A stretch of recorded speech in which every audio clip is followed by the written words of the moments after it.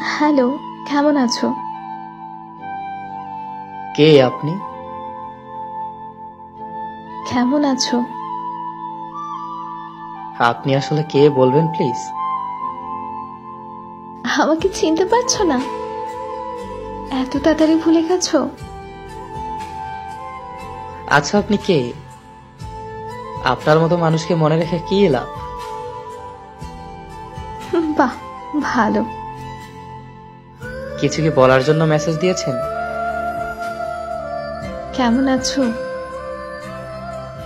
না মরে বেঁচে আছি। মাহি, তুমি কি নতুন কাউকে পেয়েছো? হ্যাঁ, একজনের ভালোবাসাই পেলাম না, আবার অন্য কেউ। ভালোবাসার ইচ্ছেটাই মরে গেছে। এখন আর কাউকে পেতে চাই না। কেন?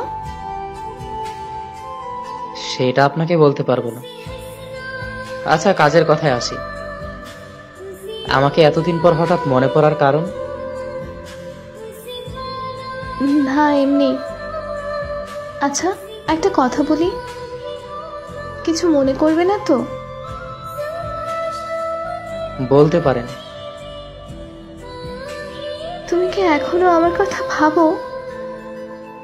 এখনো কি আমায় ভালোবাসো? না, এখন আর আপনার প্রতি আমার কোনো অনুভূতি নেই।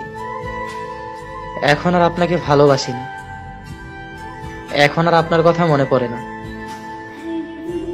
সরি। সরি কেন? ছেড়ে দিয়ে কষ্ট দেওয়ার জন্য। আপনাকে একটা কথা জিজ্ঞেস করতে পারি?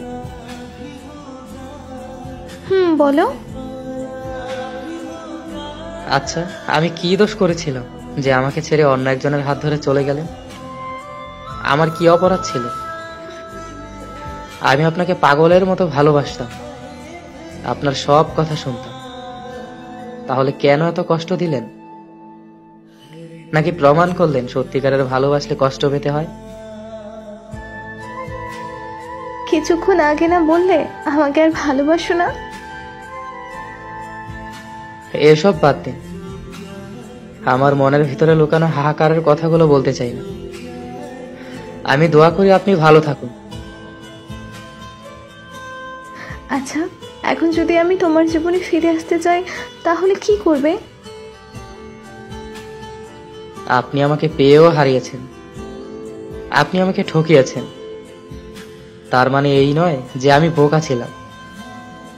আমি আপনাকে বিশ্বাস করতাম, ভালোবাসতাম পাগলের মতো, তাই ঠকেছি।